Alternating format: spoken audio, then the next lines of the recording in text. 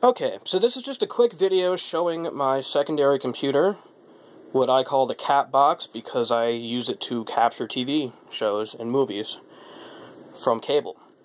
I have it opened up because I just replaced the second hard drive here. It had actually broke and I got it back from Hitachi, so I had to take all this stuff out and put it back. So I'm just showing what's on the inside. Processor-wise, it is a quad-core AMD. For those of you who are tech geeks like me, it's the Phenom X4 840.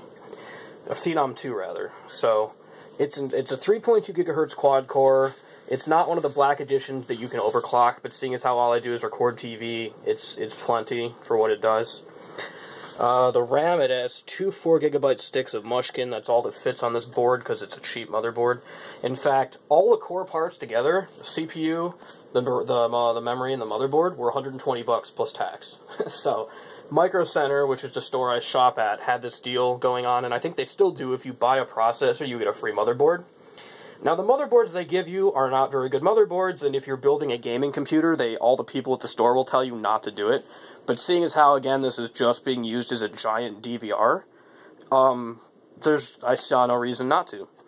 So the RAM I actually upgraded. Originally it was just 4GB total, but now that the prices have come down, it was about $30 to get 8 gigs. So the motherboard is a gigabyte something or other. I don't know the actual model number, but as you can see, it's got plenty of USB ports over here. Now this is perhaps the most important part of this whole system, which cost more than all the parts together. Just the TV tuner right here. It's a Ceton InfiniTV. Nowadays you can get them for $300, but when I got it, it had just come out and it was about $600 for one of these. So let me very carefully remove this thing. This is called a cable card. It's Power Key Multi-Stream from Scientific Atlanta. Scientific Atlanta is the company that makes cable boxes for like most cable companies in America. There are other ones, but most cable companies use Scientific Atlanta, and you can see their little slots here for the pins. It's the same size as those expansion cards that you would get for a laptop, like the older ones that were this size. But you can't put it in a computer. You have to have a special device that can decode it. Usually cable cards are used for things like TiVos or other digital video recorders. In fact, the guy from the cable company was like, I've honestly never seen somebody put a cable card in their computer before. So, yeah, it fits very carefully because you can see there's not much room here. But it does have the low profile bracket, which you need to make it fit in this case. So, okay. This is the TV tuner here, this long thing. The cable card slides in this slot.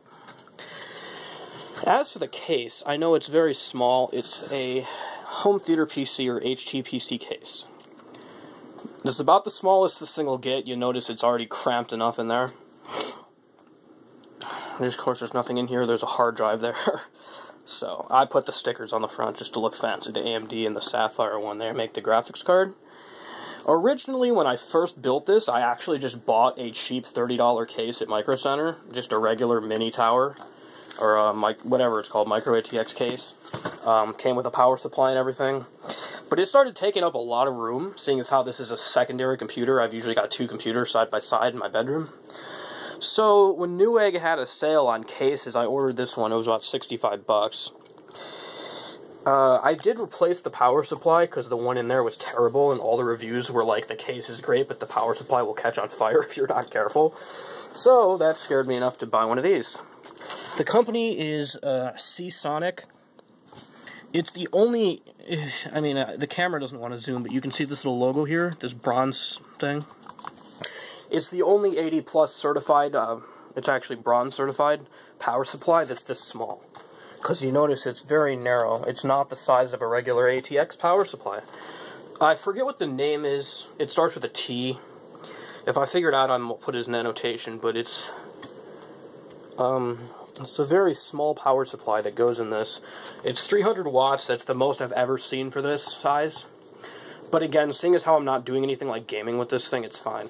Video card, it's a Sapphire AMD Radeon HD 5570.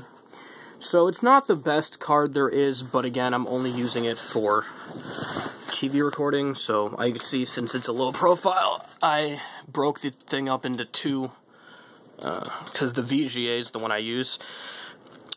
Why when there's DVI? Well, because random tidbit, Windows is picky about its HDCP, the high definition content protection, and if you use digital, as in DVI or HDMI, it will actually not let you tune the channels unless your monitor is HDCP compliant. And since I use VNC for this thing to remote access it, you know, because ordinarily, like right now I'm off at college and this is just sitting in my house recording TV for me, I have a remote access set up, and it complains about having remote access, going, your monitor is not HDCP compliant, so we won't let you do anything with it. So I have to use analog. I got to use the VGA. So, interesting tidbit if anyone's wondering why their Windows Media Center is yelling at them. It's probably because of remote access programs. This thing, again, my friends were like, why do you even need a DVD drive? Why? Because it's like $17 for a DVD burner. So, made it easy to install Windows 7. It runs Windows 7 Professional 64-bit edition. And pretty much the only software I ever use is Windows Media Center. And then I have Video Redo, which is a great proprietary program. I don't know how much it costs, but I think it's about $75 for the top-of-the-line version, and there's like a standard one, too. But I like the program a lot. It's great because you can open the WTV files that Windows Media Center gives you, cut the commercials, and then save it as something else, like MPEG or whatever. So it doesn't encode anything unless you tell it to, meaning it's 100% the same quality, but you can cut the commercials very easily. So Video Redo is a great program. Highly recommend it. I'm not advertising for them, but get the trial, try it out. It's great. So you see there's a little fan in here, and then the two hard drives, they're 2 terabytes each.